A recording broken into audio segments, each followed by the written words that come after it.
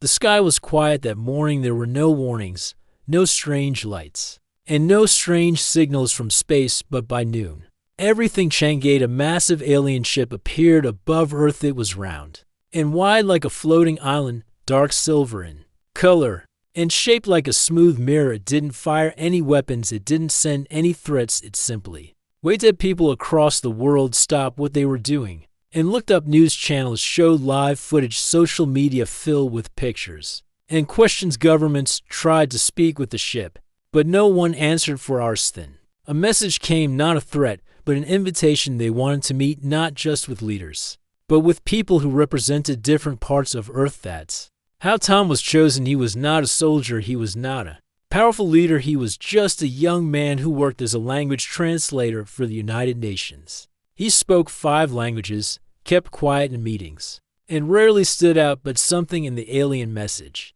suggested they wanted someone peaceful, someone with a clean heart. Someone like Tom was flown to a base near the edge of the desert. There, a beam of soft white light pulled him and a small group of humans up into the sky. No pain, no fear, just silence and brightness. When Tom opened his eyes, he was inside the alien ship. The walls shimmered like water, and the floor gave off a soft warmth. The air smelled like fresh rain. Around him were 5 other humans, each looking just as confused. A group of tall alien figures walked, and their skin was smooth and pale, with long fingers and bright silver eyes. They wore soft robes that shifted colors as they moved. None of them spoke at first. They only bowed politely. Then the tallest one stepped forward. She was different. Her robe was longer, decorated with threads of light. Her eyes were sharper but calm. Her presence filled the room, not in a heavy way, but like quiet thunder. She didn't shout. She didn't demand. She simply stood still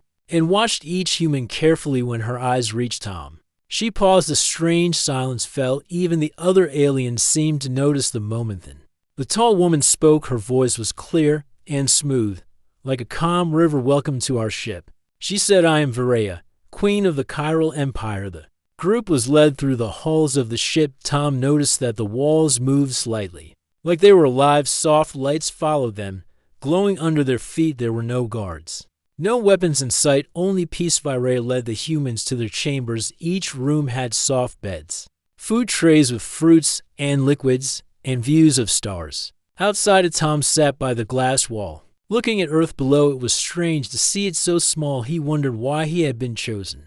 He had no special skills, no weapons. He was just a translator. Why him?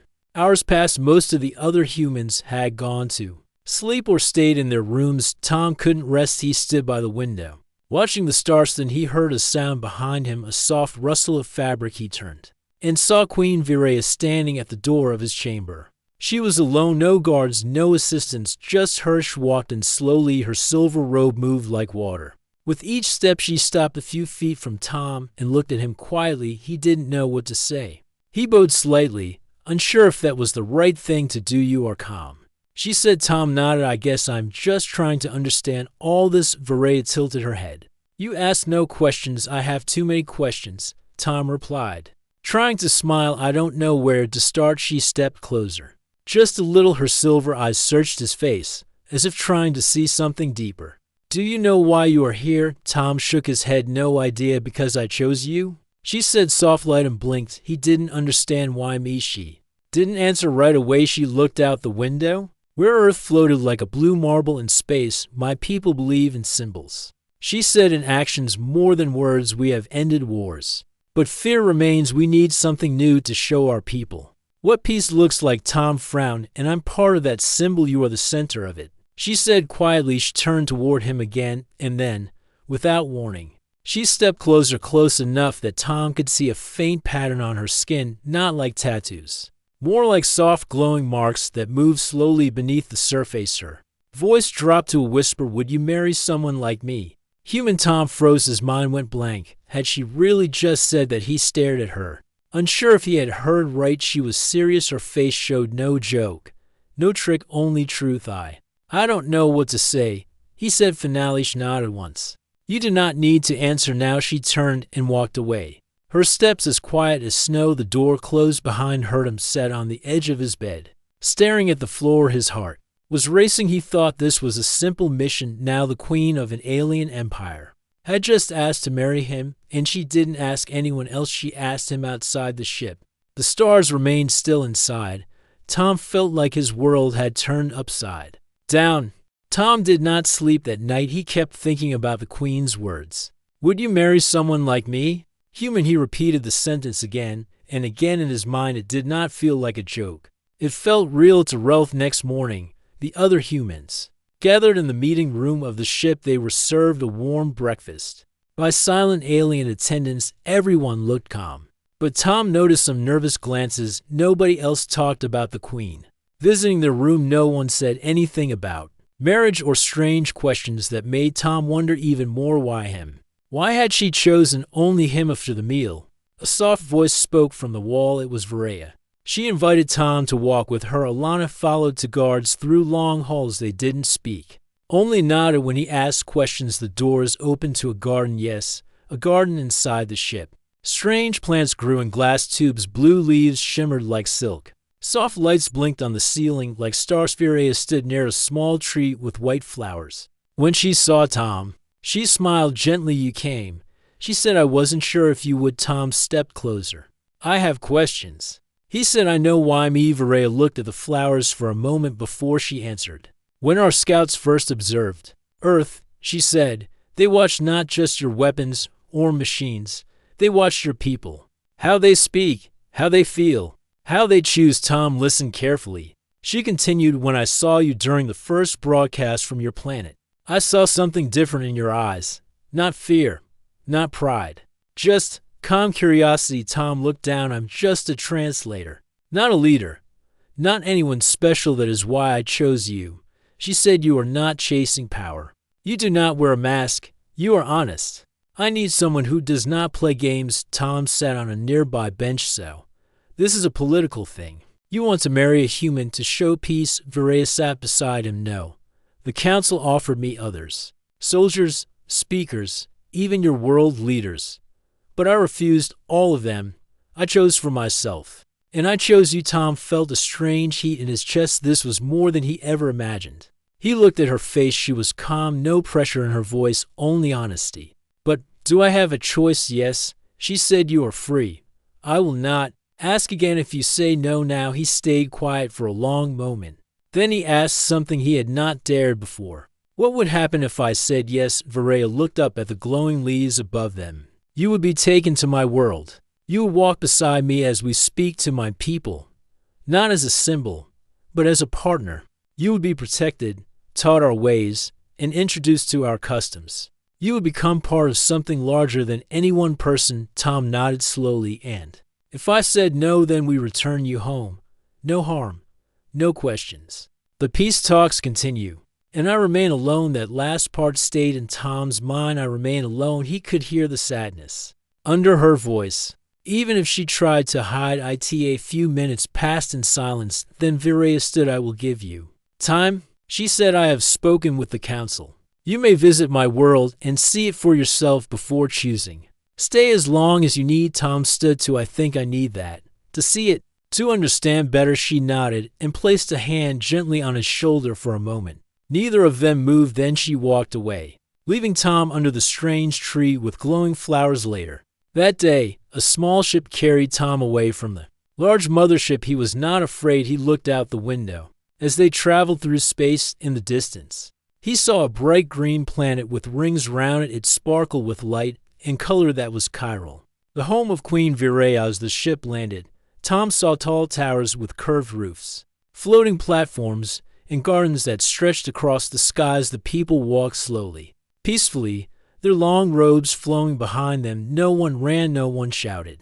Even the children moved like dancers. Was taken to a quiet house near a river. It had smooth walls, soft lighting, and a wide open balcony. The guides explained that he could explore the city freely. He was not a prisoner, not a guest either. He was a question that needed answering. Tom walked through the streets. Some of the aliens smiled at him, others stared. He knew what they were thinking. Why him? Why had the queen chosen this simple human? He met a teacher named Saren, who spoke in a slow, gentle voice. Saren taught him the history of Chiral. Their people had survived a long war many years ago. They lost millions, they rebuilt slowly. But fear had not left them completely. That's why peace had to be more than words. It had to be shown, lived. Feltham sat with children in a school. Listening to their music, he helped an elder fix a broken water pot. He shared stories about Earth, about how people argue, laugh, and love. Some aliens listened with wonder, others remained unsure. Stayed there for 3 days. Every evening, he looked up at the sky and thought about Virea. He remembered her voice, her eyes. Her question, would you marry someone like me? Humanism did not have an answer yet, but he was beginning to understand the meaning behind the question. It was not just about a marriage, it was about trust, about crossing a bridge between two worlds, about saying yes not only to her but to the hope she carried. Tom woke up early on the 4th day. The sky above Cairo was clear, and bright, strange birds flew past his balcony, their wings shining in the sunlight. He stood there for a while, thinking quietly. Every moment on this alien world felt like a dream, but he knew it was real to real when he went outside. Saren, the teacher, was already waiting. The old alien smiled softly and gave him a folded robe to wear. Today is important, Saren said. The queen has asked that you take the trials. Tom frowned. Trials? Saren nodded. Not of strength, not of war. These are the trials of understanding. They are very old. Anyone who wishes to join the royal line must take them. Even you. Tom felt nervous. He was not a warrior or a leader, but he nodded. I'll do it. He followed Saren through the quiet streets. They walked past gardens and high towers, across bridges made of glass. They finally reached a wide hall built from stone, standing near the edge of the city. Inside, the room was empty. No crowd, no noise, only a round floor with 3 doors. Saren pointed to the doors. Each test is behind one door. You must pass through all 3. No one will help you, but you may take your time. When you finish, return here. Tom looked at the doors. They were smooth and gray, each with a glowing symbol. He took a deep breath and stepped toward the first door. Opened. Without a sound, inside was a quiet room filled with soft white light. A group of alien families sat in a circle. Some were old, some were young. They looked at Tom with calm, serious eyes. A gentle voice spoke from above. This is the trial of listening. One by one, the families shared stories. They spoke of the war that happened many years ago. They spoke of homes burned, of children lost, of cities that never rose again. Tom didn't speak. He only listened. He looked into their eyes. He saw the pain they still carried. Not anger, not hate, only quiet sadness. At the end, one child stepped forward and held Tom's hand. Her fingers were thin and cool. She looked up and said, "Will your people hurt us too?" Tom knelt and answered, "No, not if I can help it." The light faded. The door opened behind him. He had passed the first trial. Second door led to a tall room filled with shapes and carvings. In the center stood a large stone cube covered in symbols. Saren's voice echoed through the room. This is the trial of the mind. You must solve the puzzle of the old kings. Tom stepped closer. The cube glowed. When he touched it, each side had moving pieces that formed patterns. It was like a puzzle box, but far more complex. He worked slowly, moving shapes and studying the lights. He didn't rush. He watched how the pieces reacted to each other. Time passed, maybe an hour, maybe more. At last, the cube opened and showed a hidden scroll inside. The symbols on the scroll glowed softly. Words from the past kings were written. Their wisdom is not in knowing answers. It is in knowing how to ask them. Smiled. He understood. He rolled up the scroll and placed it back. The door opened again to trials complete. Third door led to a quiet garden. At the center was a single tree. Its bark was dark gray, its branches bare. No leaves, no flowers. Saren's voice spoke again. This is the trial of feeling. This tree once bloomed with the light of our planet, but after the war, it has remained silent. Touch it, listen, understand. Tom stepped forward slowly. He placed his palm on the bark. At first, nothing happened, but then he felt something deep under the surface. Not words, not thoughts, only a feeling. Loneliness. Tree had once stood in the middle of life and joy. Now it stood alone, forgotten. Silence. Him did not speak. He closed his eyes. He simply stood beside the tree. He stayed for a long time. He did not try to fix it. He did not ask it to bloom again. He only stood with it in silence. After some time, a soft wind passed through the garden. One small leaf appeared on a branch, green and gentle. Just one door opened behind him. Tom walked back into the stone hall where Saren waited. The teacher bowed deeply. You have passed All three Tom felt tired but calm. What happens now? You return to the queen, and she will ask the question again. But now, your heart will know more than it did before. Later that day, Tom stood on a high balcony of the palace Chiral. Shown under the fading sunlight, people moved like waves of color in the distance. Viraya stepped beside him. She wore a simple robe of blue. Her silver eyes watched the horizon. You took the trials, she said. Tom nodded. I listened. I saw. I felt. She turned to face him. Her voice was quiet. Would you marry someone like me, human this time? She did not ask as a queen. She asked as a person, not with power, but with hope. Tom looked at her. His heart was full of thoughts, but his lips stayed still. I'm not ready to say yes, but I'm not walking away either. He said, I need time to understand more, but I don't want to leave. Viraya smiled, a wise answer. They stood side by side, watching the sky turn soft with evening light. No more questions were asked, and no answers were forced, but something had changed between them. A seed had been planted, small but real. Tom had spent one full week on Chiral. Every day felt like a lesson. Every hour brought something new. He no longer felt like a stranger. He learned how the people lived. He ate with them.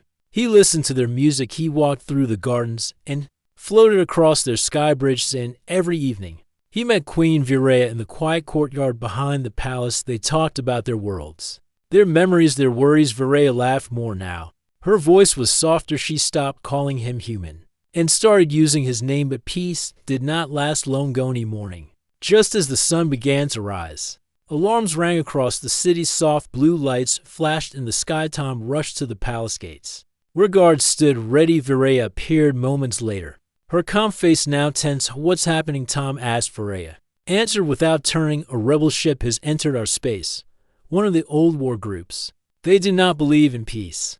They believe in control. The name of the group was Zareth Circle.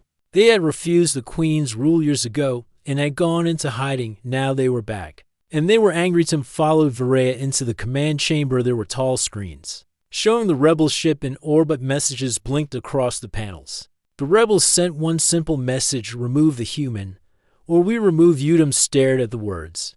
They don't want me here. They want to scare me away, or scare me into silence. He said quietly. Viraya looked at him. You are not the reason they are here. You are only their excuse.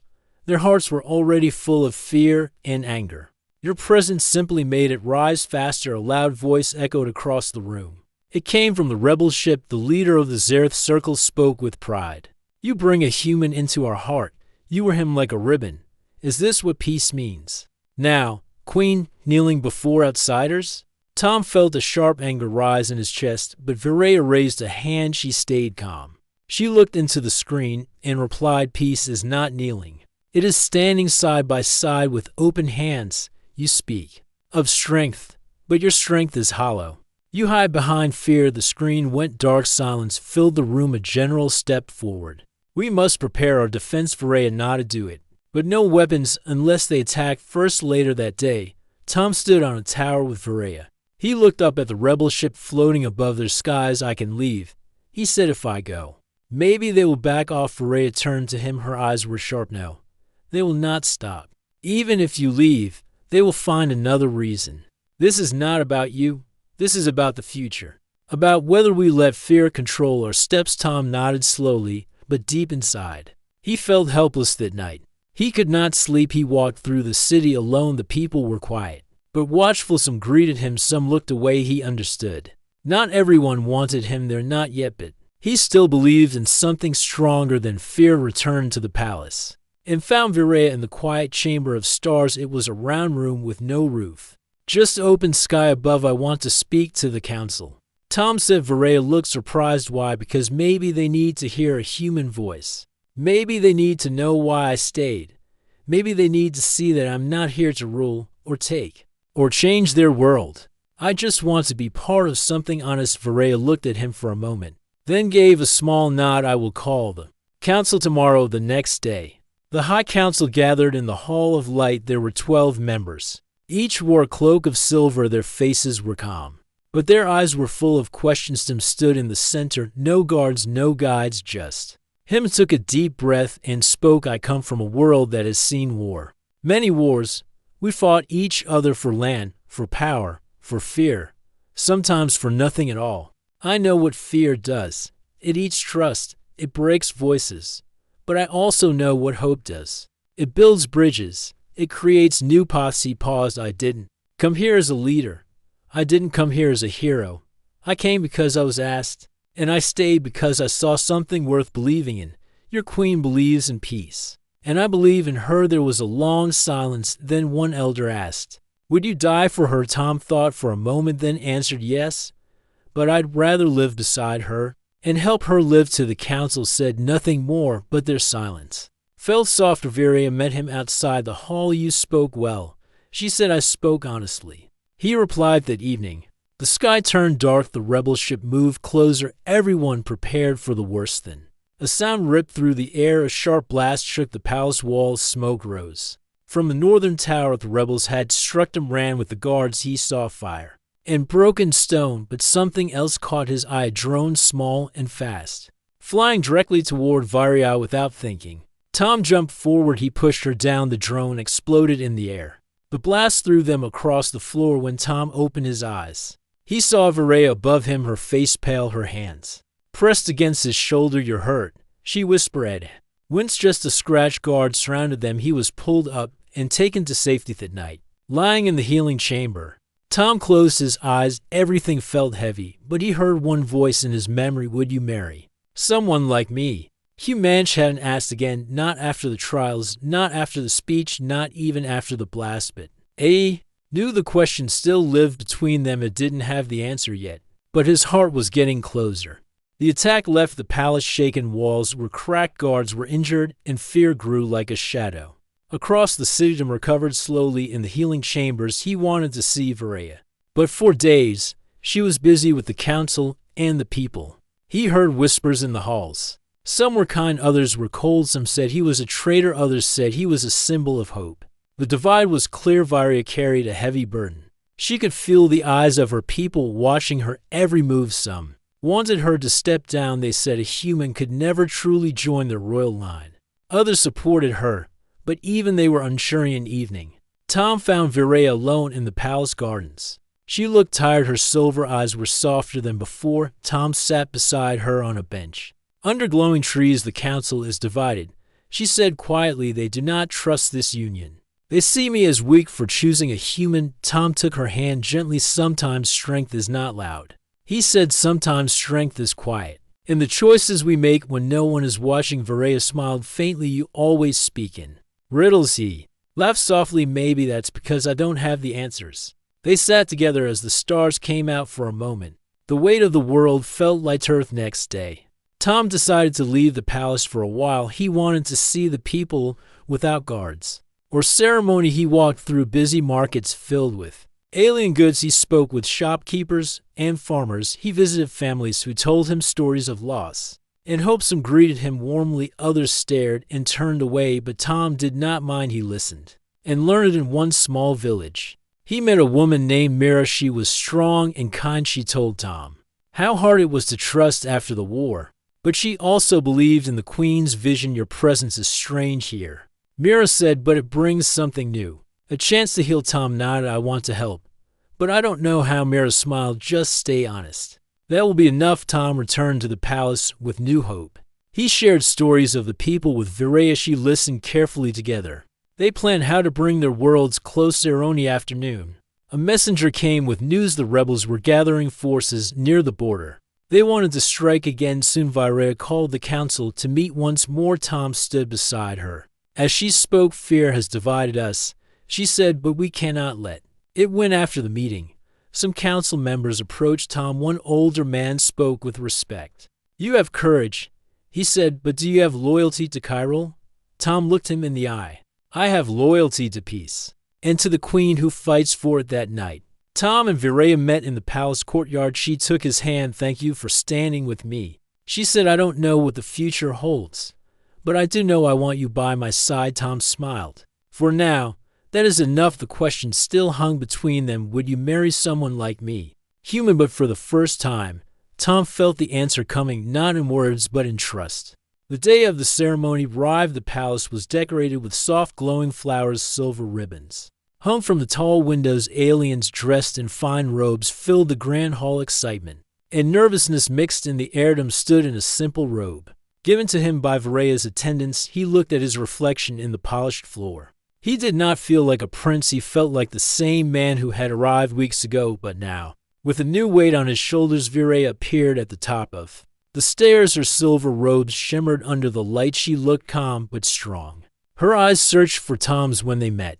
She gave a small smile. The ceremony began with music that floated like a soft breeze. Veraya stepped down and joined Tom in the center of the hall. The high priest spoke words in the old language of Cairo. Tom listened carefully. He wanted to understand everything. Just as the priest was about to ask the final question, the doors burst open. Guards rushed in, shouting warnings. Chaos exploded in the hall. Rebels had found a way inside. They came with weapons. In anger, their leader stepped forward. This union is a lie, he shouted. A human can never be royal. Here Tom stood still. He felt fear, but also a strong protectiveness. He looked at Veraya and took her hand. The rebels raised their weapons. Guards moved quickly to stop them. Tom stepped forward, placing himself between the attackers and the queen.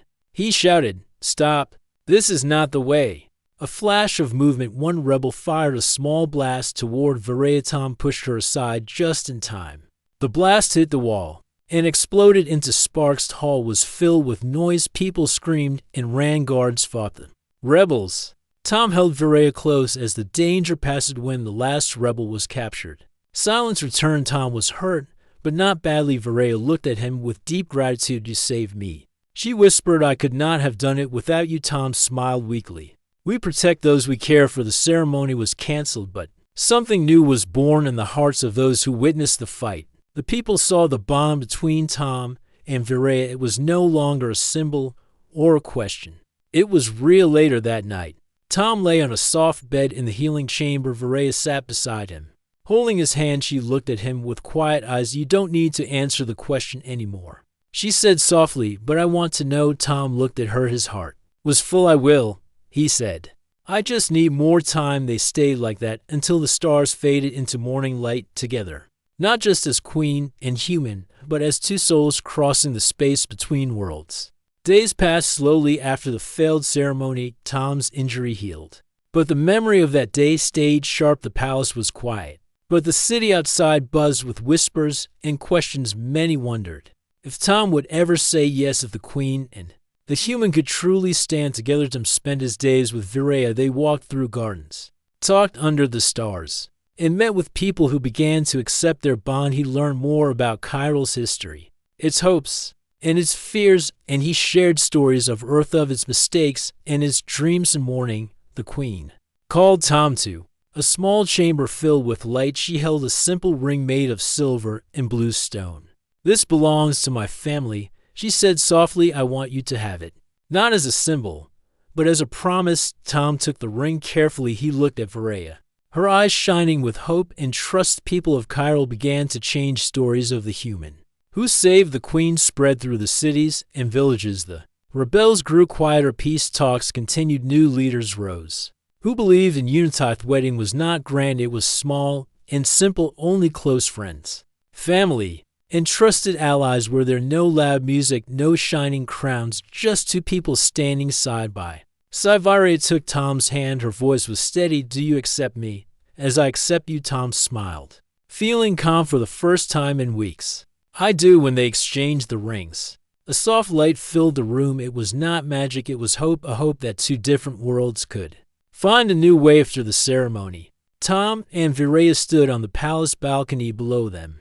The city of Cairo glowed softly under the stars. Veraya leaned close and whispered, "Would you marry someone like me, human?" Tom looked at her, a gentle smile on his face. "I already did." They held hands as the stars shone above. Two souls, one future bound by trust, respect, and a promise of peace.